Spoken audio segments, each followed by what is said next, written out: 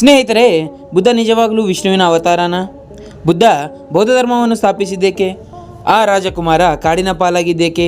ಈ ಎಲ್ಲ ಪ್ರಶ್ನೆಗಳಿಗೆ ಈ ವಿಡಿಯೋನಲ್ಲಿ ಉತ್ತರವನ್ನು ಹುಡುಕೋಣ. ಬುದ್ಧನ ಬಗ್ಗೆ ಮತ್ತು ಬೌದ್ಧ ಧರ್ಮದ ಬಗ್ಗೆ ಒಂದಿಷ್ಟು ಮಾಹಿತಿಯನ್ನು ತಿಳಿಯೋಣ. ಅರಿವಿನ ದಾರಿ ಕಾಣದೆ ಜನಸಮುದಾಯ ನರಳುವಾಗ ಅರಿತು ದಾರಿ ತೋರಿಸುವ ಮಹಾಪುರುಷರು ಜನಿಸುತ್ತಾರೆ ಎಂಬ ನಂಬಿಕೆ ಇದೆ. ಇಂತಹ ನಂಬಿಕೆಯನ್ನು ದೃಢಪಡಿಸಿದ ಮಹಾಪುರುಷರಲ್ಲಿ ಬೌದ್ಧ ಧರ್ಮದ ಪ್ರವರ್ತಕ ಗೌತಮ ಬುದ್ಧರು ಒಬ್ಬರು. ಗೌತಮ ಬುದ್ಧರ ತಂದೆ ಶುದ್ಧೋಧನ. ಇವರು ಕಪಿಲವಸ್ತುವಿನ ರಾಜ.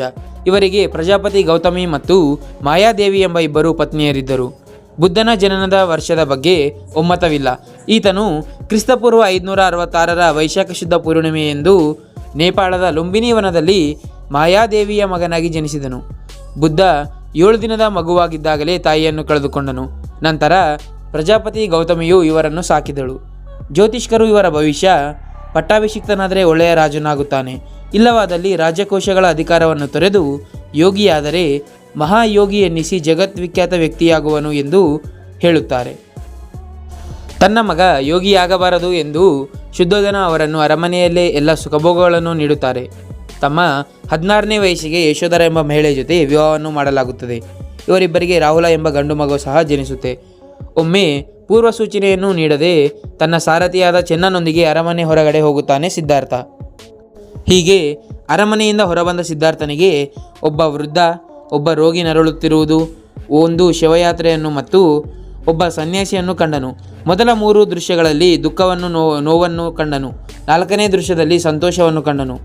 ಜೀವನದಲ್ಲಿ ದುಃಖ ಏಕೆ ಬರುತ್ತೆ ಎಂದು ಆಲೋಚಿಸುತ್ತಾ ಅದರ ಮೂಲ ಏನು ಎಂಬುದು ತಿಳಿಯಲು ಬುದ್ಧ ಒಂದು ಮಹತ್ತರ ನಿರ್ಧಾರವನ್ನು ಮಾಡುತ್ತಾನೆ. ಆ ನಿರ್ಧಾರ ಇಂತಹದ್ದಾಗಿತ್ತು, ಜಗತ್ತಿನ ದಿಕ್ಕನ್ನೇ ಬದಲಿಸಿಬಿಟ್ಟಿತು. ದುಃಖದ ಮೂಲವನ್ನು ಕಂಡುಹಿಡಿಯಲು ಹೆಂಡತಿ, ಮಕ್ಕಳು, ತಂದೆ ತಾಯಿ ಮತ್ತು ಸಮಸ್ತ ರಾಜಭೋಗಗಳನ್ನು ತ್ಯಜಿಸಿದನು. ಅರಣ್ಯಗಳಲ್ಲಿ ಅಲೆಮಾರಿ ಸನ್ಯಾಸಿ ಜೀವನ ನಡೆಸುತ್ತಾ 12 ವರ್ಷಗಳವರೆಗೆ ತಪಸ್ಸಾಚರಣೆ ಮಾಡಿದನು. ಹೀಗೆ ತಪಸ್ಸನ್ನು ಆಚರಿಸುತ್ತಾ ಒಂದು ವೈಶಾಖ ಶುದ್ಧ ಪೂರ್ಣಿಮೆಯೆಂದು ಗಾಯಾದ ಒಂದು ಆಲದ ಮರದ ಕೆಳಗಡೆ ಜ್ಞಾನೋದಯವಾಗಿ ತಥಾಗತನಾದನು. ತನ್ನ ಜ್ಞಾನೋದಯದ ನಂತರ ಬನಾರಸ್ನ ಸಮೀಪವಿರುವ ಸಾರನಾಥದ ಜಿಂಕೆವನದಲ್ಲಿ ತನ್ನ ಮೊದಲ ಬೋಧನೆಯನ್ನು ಮಾಡಿದನು ಸಿದ್ಧಾರ್ಥ. ಆಗ ಇವರಿಗೆ 5 ಜನ ಶಿಷ್ಯರಿದ್ದರು. ಅವರೆಂದರೆ ಕೊಂಕಣ್ಣ, ಏಪು, ಬವ್ವಾಜಿ, ಮಹಾನಾಮ ಮತ್ತು ಅನ್ಸಾಜಿ. ಇದನ್ನು ಧರ್ಮಚಕ್ರ ಪರಿವರ್ತನೆ ಎಂದು ಕರೆಯಲಾಗುತ್ತದೆ. ಮೋಕ್ಷ ಸಾಧನೆಗಾಗಿ ಬುದ್ಧನ ಕೆಲವು ಸರಳ ಬೋಧನೆಗಳನ್ನು ಹೇಳಿದ. ಅದರಲ್ಲಿ 4 ಆರ್ಯ ಸತ್ಯಗಳು ಇವೆ. ಅವುಗಳೆಂದರೆ: ಜಗತ್ತು ದುಃಖದಿಂದ ಕೂಡಿದೆ, ಆಸೆಯೇ ದುಃಖಕ್ಕೆ ಮೂಲ ಕಾರಣ, ಆಸೆಯನ್ನು ತ್ಯಜಿಸುವ ಮೂಲಕ ದುಃಖವನ್ನು ದೂರ ಮಾಡಬಹುದು ಮತ್ತು ಮೋಕ್ಷವನ್ನು ಪಡೆಯಬಹುದು, ಆಸೆಯನ್ನು ತೊರೆಯಲು ಸಾಧು ಮಾರ್ಗವಿದೆ ಮತ್ತು ಮೋಕ್ಷವನ್ನು ಅಷ್ಟಾಂಗ ಮಾರ್ಗಗಳನ್ನು ಉಪಯೋಗಿಸಿ ಪಡೆಯಬಹುದು. ಮೋಕ್ಷವನ್ನು ಸಾಧಿಸಲು ಅಷ್ಟಾಂಗ ಮಾರ್ಗಗಳನ್ನು ತಿಳಿಸಿದ್ದಾನೆ.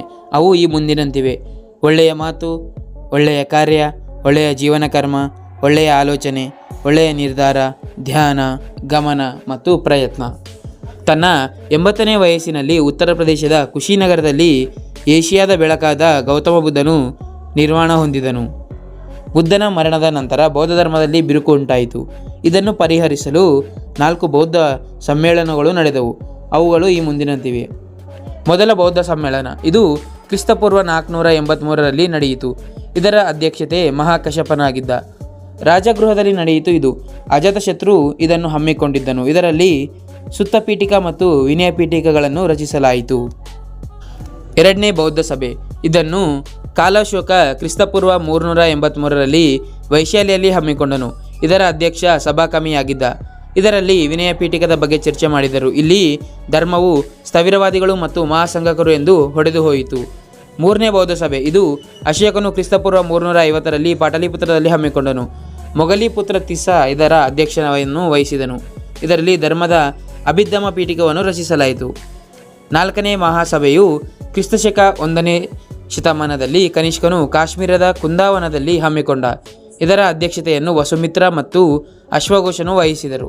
ಇದರಲ್ಲಿ ಧರ್ಮವು ಐಕ್ಯ ಮಾಡುವುದು ಇದರ ಉದ್ದೇಶ, ಆದರೆ ಅದು ವಿಫಲವಾಗಿ ಬೌದ್ಧ ಧರ್ಮದಲ್ಲಿ ಹೀನಯಾನ ಮತ್ತು ಮಹಾಯಾನ ಎಂಬ 2 ಪಂಥಗಳು ಉದ್ಭವಿಸಿದವು.